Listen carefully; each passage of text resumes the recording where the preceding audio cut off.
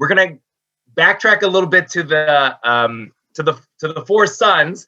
If you remember last week, we were talking about the main arc of the story. The arc of the story is that you go from genut to shvach, from degradation or despair, or however you want to translate that sort of negative word, to the opposite of that, which is praise. And that's what the Mishnah instructs us to do. Before the Mishnah instructs us to do that, it says, V'kana ben shoel et aviv. Here's where the child asks the father. And this gives an opportunity for the Haggadah, both to give the prompt, which was the Mani Shana, that was the plan B we spoke about if the child doesn't ask, but also to take a moment to spend some time going through a old rabbinic text about what does it mean for the child to ask the questions, and what are the questions that are being asked. So the Haggadah says, it sort of introduces this learning, this midrash section, with a little phrase that is a praise of God, which actually is not unique to the Haggadah. It shows up in other midrashim, and it's really just sort of an introduction to a piece of learning that we're about to do. So Baruch HaMakom, Baruch Hu, Baruch Shenatan Torah Li'amo Yisrael, Baruch Hu.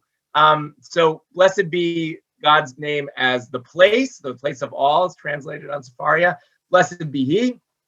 Blessed be the one who gave the Torah to his people Israel.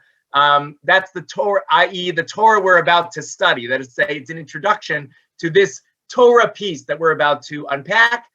Blessed be He. Some people have connected the four Baruch mentions, the four blessed mentions, to the four sons, which is not a crazy connection, but just to note that this introduction does appear in other midrashim, and therefore may or may not be related to the nature of the four that you get there. And also, it's important to note that none of this is in the Eretz Yisrael Haggadah. So again, the Eretz Yisrael Haggadah is just jumping right into the story of degradation to praise that Rav brings us, moving from idolatry to worshiping of God. So all this is just found in the Babylonian Haggadot, but it's really working to try to figure out how are we going to relate to the verses in the Torah in which we are speaking about telling your children, or in some cases, answering a question of your children. So let's take a look at the four sons. Some people translate the four children just, for the contextual meaning here, I think, is the four sons, banim. But I'm not denying the other possibilities here. So let's take a look at the verses that the four sons are playing with as we try to figure out what we're putting in the mouths of these four archetypes. So let's just get the four archetypes on the table. Achad chacham, achad rasha, achad tam, v'achad she'eino yodea lish'ol. You'll notice here that the chacham, you have four sons, so there might be a sort of a temptation to link one to the other, perhaps a dyad like the chacham and the rasha, and the tam and the she'eino yodea lish'ol, the wise son and the wicked son, the simple son, or translated here as the innocent son, and the one who doesn't know how to ask. Maybe it's like 1, 2, and 3, 4. But just to note that the one that sticks out a little bit like a sore thumb is the rasha, because the opposite of rasha is not chacham. The opposite of rasha is tzaddik. So why is there a rasha here? Rasha doesn't necessarily relate to ulefi dato shel ben. According to the intelligence or the abilities of the child intellectually, that's how the parent responds. You have chacham, tam, and eino yodea lish'ol, sort of like on a spectrum, on a continuum of dot, of what is the knowledge attainment of the child. You could argue that a rasha, an evil person, has a certain level of knowledge attainment, but maybe, as we'll see, it's not even so different from the chacham's level of knowledge. It might just be a sort of what you do with that knowledge. So there were theories that were floating around that there were originally 3 sons, just the chacham, tam, and eino yodea lish'ol. We're going to see the tam also has another name in some of the earlier sources. And perhaps the rasha was added later, just like we have a number of things that were 3 that then became 4, like manish tana. The 4 questions, which really were originally 3. So that's something to just notice, whether or not you think that there were originally 4 or originally 3 sons. So there's even a theory floating out there that there were 5 sons. You can find it all But just to note that the Rasha sort of sticks out as at least something to be explained in the otherwise sort of continuum list of Chacham, Tam, and Eno Yodea Lishol. All right, let's take a look at where these are coming from. For the folks who think that there were originally 4 sons, their proof is that there are 4 verses that deal with children asking or engaging with the material of the Exodus from Egypt. So we're going to take a look at them in order, and then we're going to sort of sort through, as we move on through this week, how they get distributed among the different children. So let's take a look at them in order. Shmot chapter 12, V'haya, ki yomru alechem b'nechem, ma ha'avodah hazot lachem. So, and when your children say to you, ki yomru alechem, when they say to you, what is this worship to you? Ma ha'avodah hazot. What is this service? What is this, sacrifice that you are doing? Because avodah is really connected to the word sacrifice, at least in the Torah.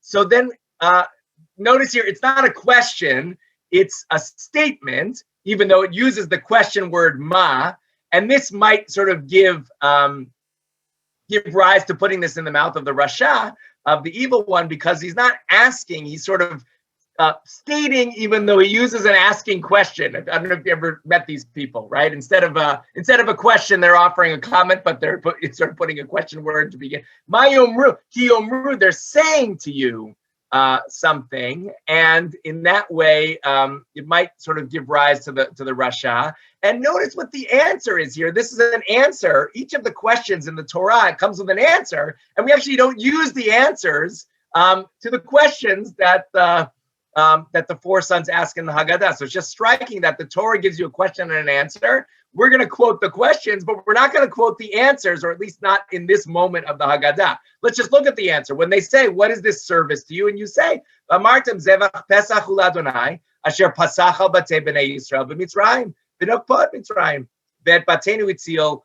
And then the end of the selection says that the nation bowed down. So they say, why are we doing this sacrifice? And you say, well, it's not a regular sacrifice. It's a Zevach Pesach.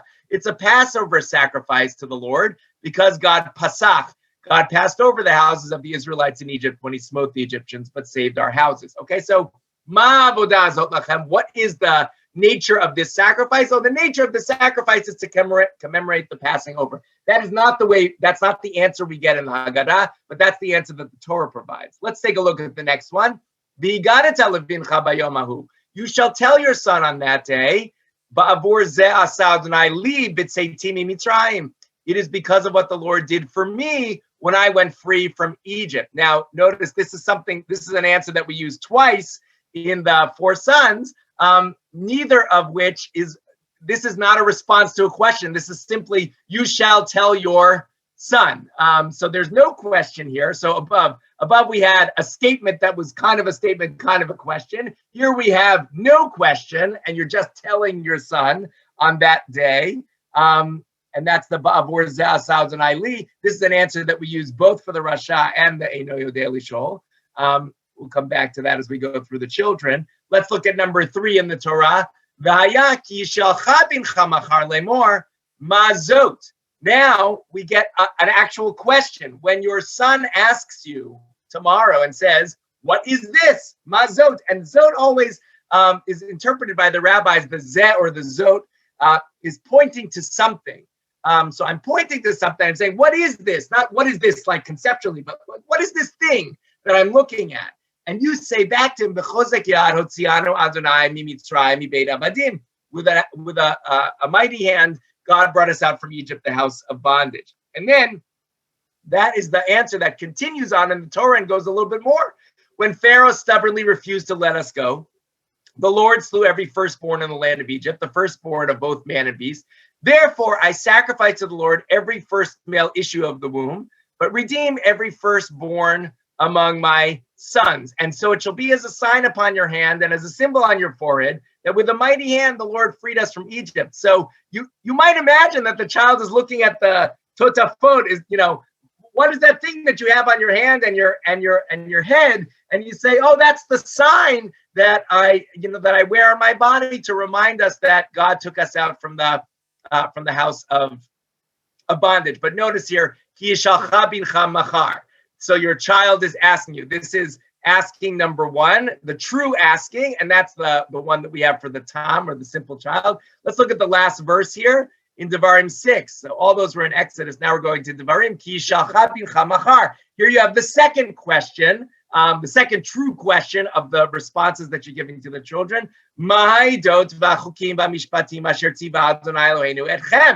What are all the laws and ordinances and statutes that the Lord our God has enjoined upon you?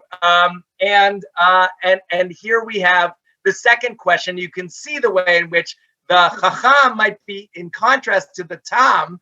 They're both asking questions, but the Chacham's question is a little bit more specific and mentions laws, statutes, and ordinances. Now, he doesn't seem to be, from the answer from the Torah, he doesn't seem to be asking, like, tell me all the laws and statutes, but rather, what is the reason behind all the laws and statutes? Tell me the reason, as opposed to tell me what the laws and statutes are. And you respond and you say, Abadim ma'inu leFaro b'Mitzrayim, we were slaves to Pharaoh in Egypt, and the Lord freed us from Egypt with a mighty hand. The Lord wrought before our eyes marvelous and destructive signs and portents in Egypt against Pharaoh and all his household. And us he freed from there. God took us out from there, that he might take us and give us the land that he had promised on oath to our fathers. Then the Lord commanded us to observe all these laws. What are the laws? What's the reason for the laws? God commanded us to observe the laws, to revere the Lord our God for our lasting good and for our survival, as is now the case. It's the continuation of the story that we've developed with God. Okay, so what we saw today are the 4 questions, or really statements, that you respond to from your children. 3 of them were actually said by the children. The 4th was you just go ahead and tell your child. And that's what they're going to push into the mouths of these 4 children that we're going to look at tomorrow, especially focusing on the strange answer that we give to the Chacham, to the wise child.